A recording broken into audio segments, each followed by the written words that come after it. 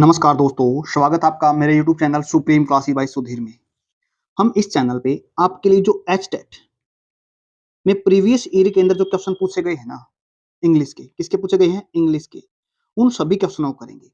चाहे वो आपके पीजीटी के अंदर पूछे गए हैं, या फिर आपके वो टीजीटी के अंदर पूछे गए हैं, या फिर आपके वो पीआरटी के अंदर पूछे गए, क्योंकि सभी के अंदर इंग्लिश क्या कॉमन होती है। कितने नंबर की? 15 नंबर की सभी के अंदर इंग्लिश कॉमन होती है। और जो क्वेश्चन की नेचर है वो थोड़ा-थोड़ा चेंज होती रहती है। अब की बार कुछ और आ गई, नेक्स्ट ईयर कुछ और हो गई, ऐसे थोड़ा चेंज होता रहता है।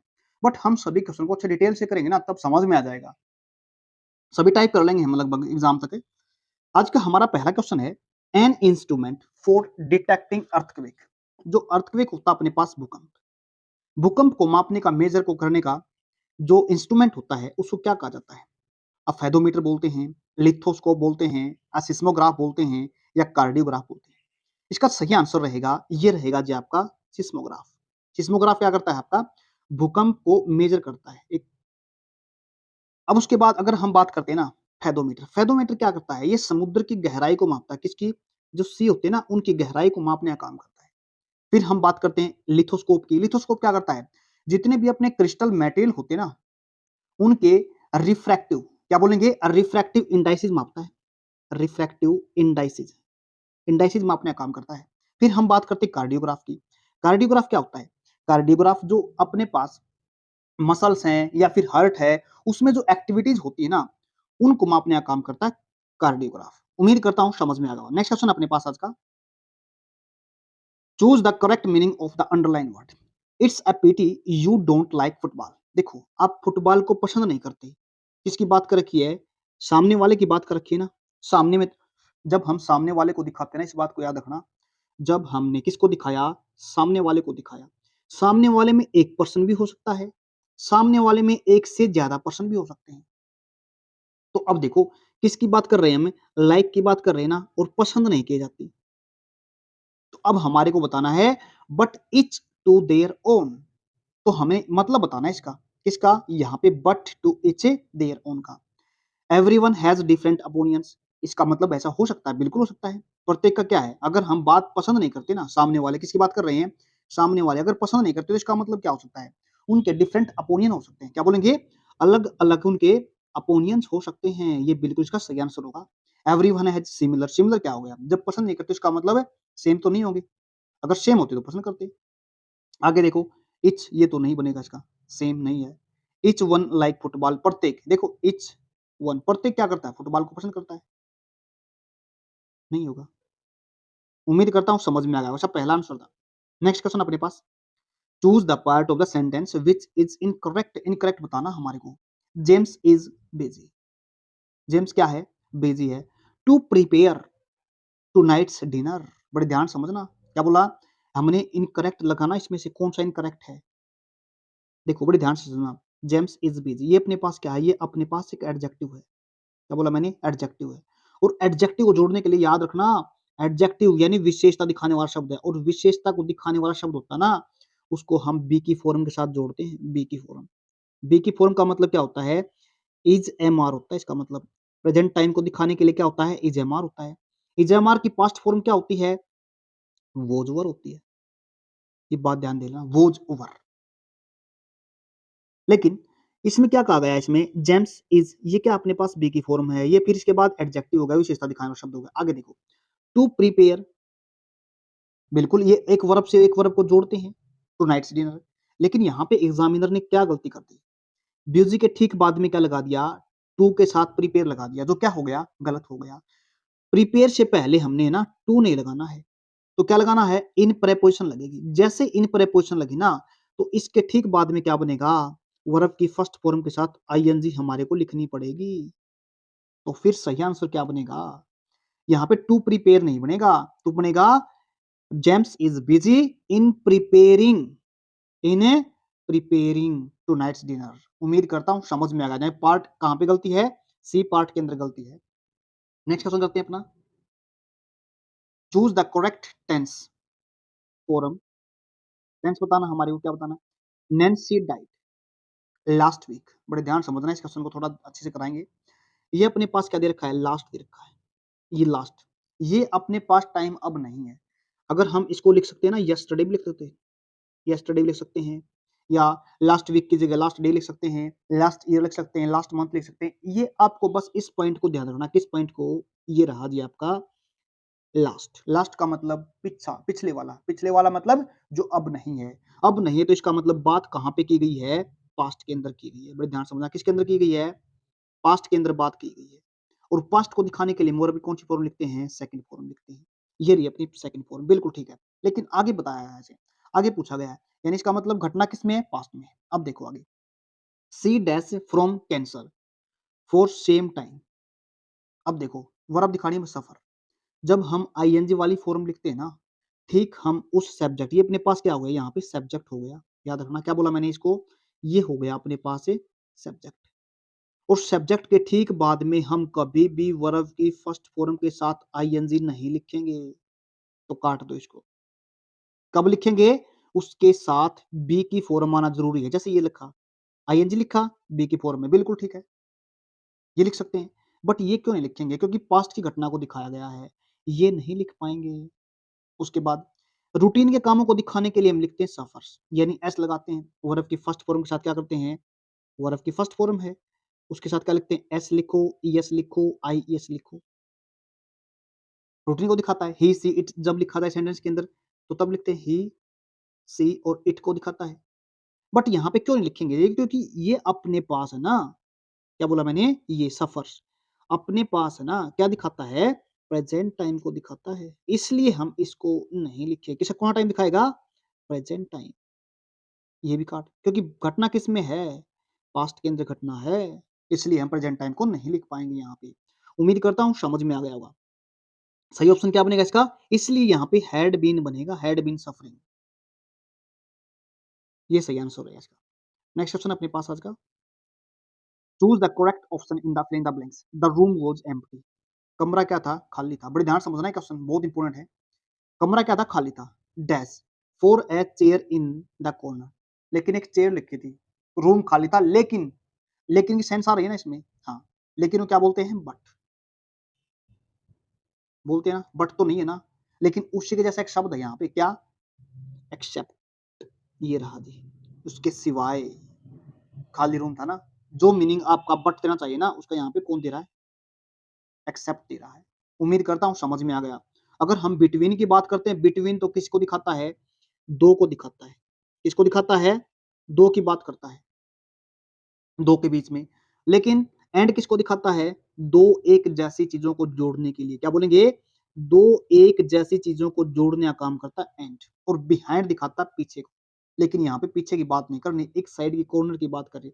वो चीज क्या थी, खाली थी, लेकिन उसमें एक चेयर थी। लेकिन की सेंस दिखाने के लिए हमें याद करना पड़ेगा, क्या लिखना पड़ेगा, एक्सेप्ट फॉर। एक्सेप्ट फॉर होता है, याद रखना। अगर इसके अंदर बट भी आ जाता ना, तो बट नहीं लिख सकते थे हम यहाँ पे। क्या बोलेंगे, अगर यहाँ पे एंड की जगह बट लिख देता ना एग्जामिनर, तो बट भी नहीं लिख सकते, क्योंकि एक्सेप्ट के साथ क्या आता है, फॉर लिखते हैं हम। इसलिए हमारा ए आंसर आ पाएगा। नेक्स्ट क्वेश्चन करते हैं अपना,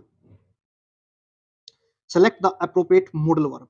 क्या बताया, मॉडल बताना, हमारे को एक्सपीरियंस की बता। When dash we expect you. क्या दिखा रखी है, पॉसिबिलिटी दिखा रखी है।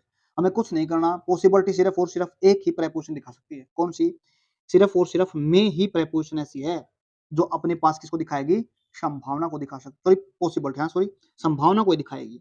विल यहाँ पे नहीं दिखा सकती। बताएंगे, ये भी किसका टाइम बात करता है, फ्यूचर टाइम को दिखाता है।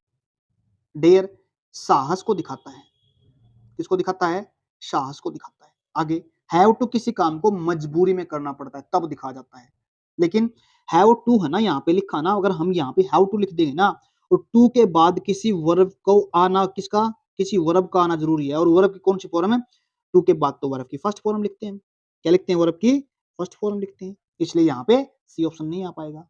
सास की बात नहीं कर रखी यहाँ पे, ये भी नहीं आएगा। विल फ्यूचर टाइम को दिखाता है, लेकिन एक क्वेश्चन और ले रखा हमने सेल और विल का, उसमें बता देंगे इसको अच्छे से। तो इसका सही आंसर क्या बनेगा, अपने पास ए बनेगा। उम्मीद करता हूँ समझ में आएगा। नेक्स्ट क्वेश्चन लेते हैं, चूज द करेक्ट टेंस। क्या बताना हमारे को, टेंस बताना हमारे को।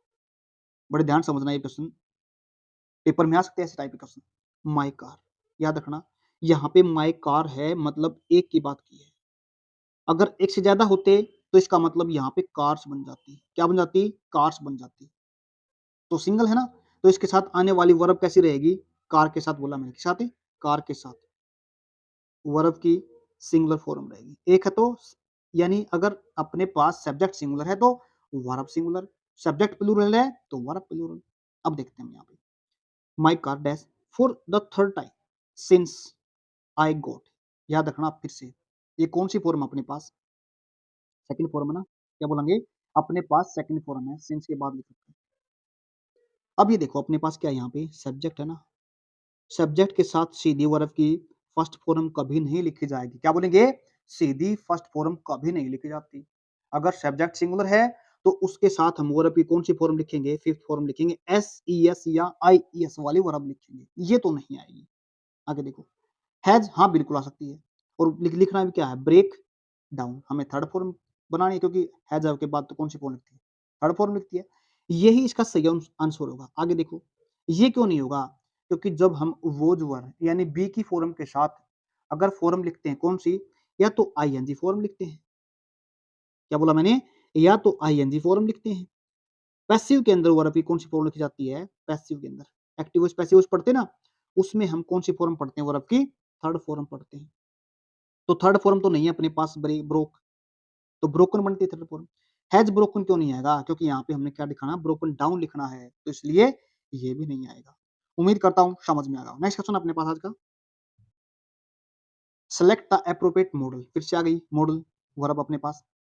इफ, बड़े ध्यान समझना इस बात को, if you do that again, अगर आप उसको दोबारा से करते हो ना, यू डैश बी पुनिश्ड, आपको क्या कर दिया जाएगा? पुनिश्ड किया, सजा मिलेगी आपको।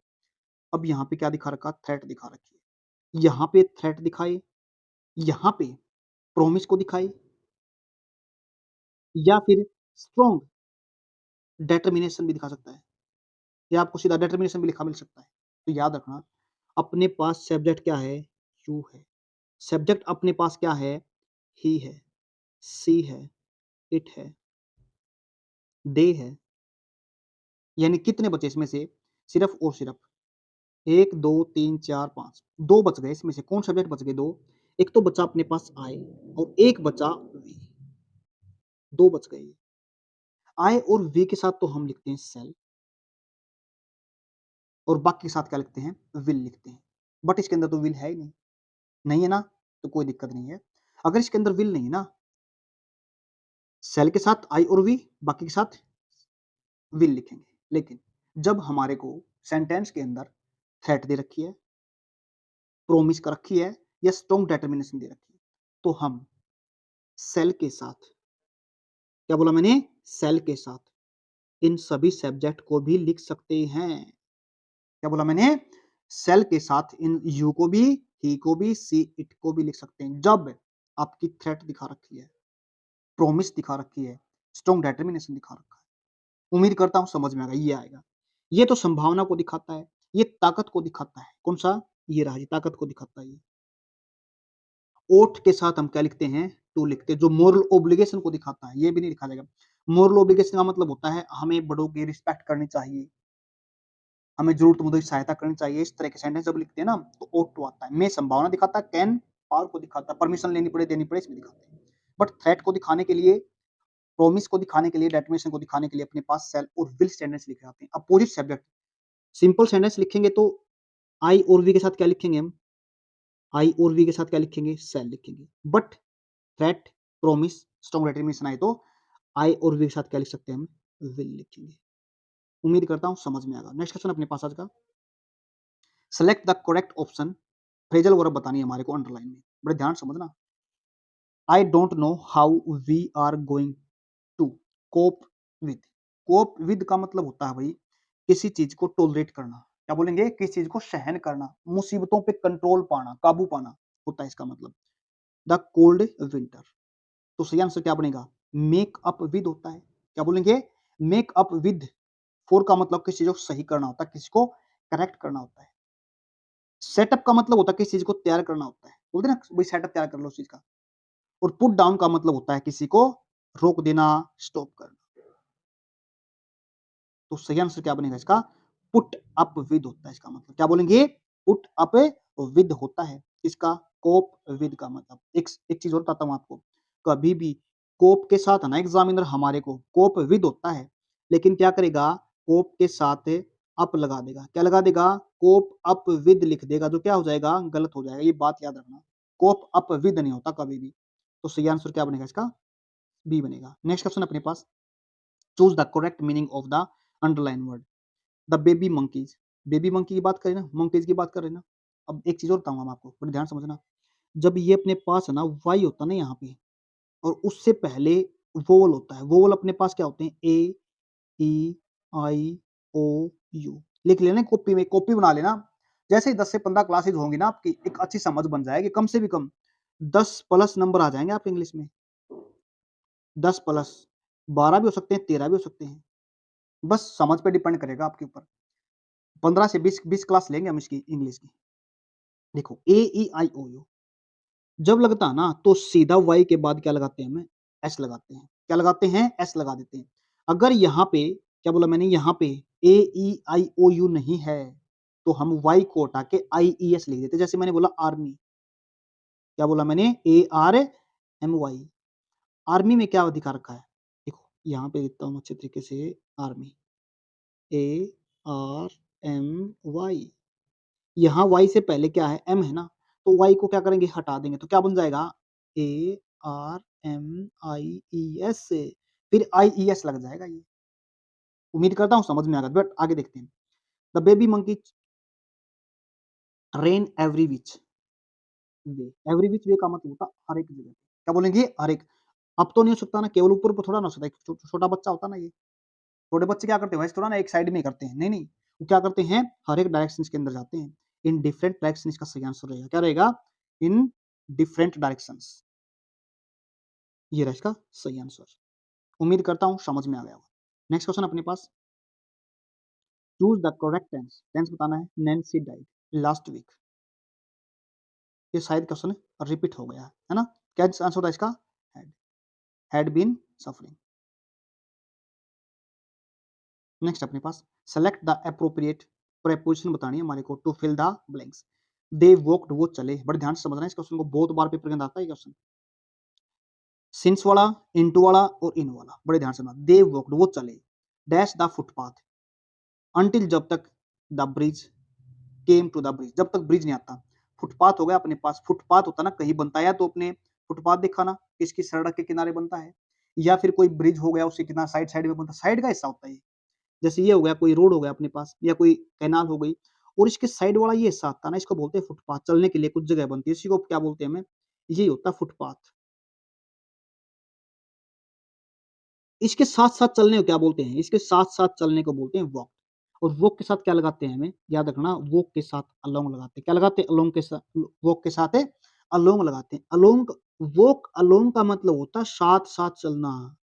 चाहे यहाँ पे रोड की बात करें, चाहे यहाँ पे रिवर की बात करें हम, या फिर कैनाल की बात करें, कुछ बात कर लो, साथ-साथ चलने को बोलते हैं वॉक अलोंग। तो ये बनेगा। और सिंस का मतलब होता है जहाँ पे हम टाइम पीरियड दिखाते हैं। क्या बोलेंगे? एक तो हम दिखाते हैं point of time, point of time को दिखाते हैं, तो सिंस लिखते हैं। और एक होता है period of time, period of time दिखाते हैं, तब लिखेंगे। बट इसको जब एक क्वेश्चन में देंगे ना, अच्छी तरीके क्वेश्चन में समझाएँगे इसको। इनटू का मतलब होता है एक फोरम से। क्या बोला मैंने? एक फोरम से, यानी एक फोरम ए हो गई, एक अपने पास बी हो गई।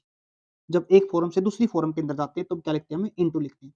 जैसे हम मान लेते हैं ना, ये कैनाल ही मान लेते हैं, ये या हमने मान ली क्या? रिवर मान ली।